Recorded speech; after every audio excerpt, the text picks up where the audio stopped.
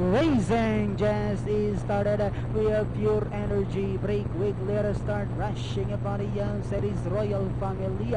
Babon Lancer then followed her by Wolf Run.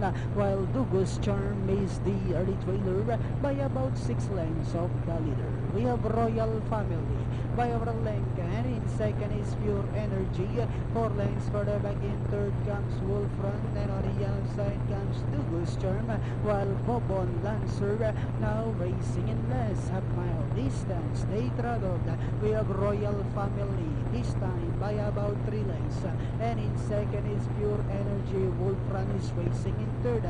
Alongside fourth comes Dugus Charm, while Bobon Lancer is still racing in less than at the far turn. Royal Family by about half length, and in second is Pure Energy. Wolf Run now trying to get closer in third, and in fourth comes Dugus Charm, while Bobon Lancer is still running at the tail of the field. And Diana went entering the home stretch. We have Royal Family followed by Pure Energy. Wolf Run is on the outside as they swing for home. We have Royal Family, Pure Energy, Wolf Run, Dugus Charm is down on the inside. Last 100 meters we have entry number 4, Pure Energy now takes command, and finally Pure Energy, Royal Family, Wolf Run, Dugus Charm, and Bobon Lancer.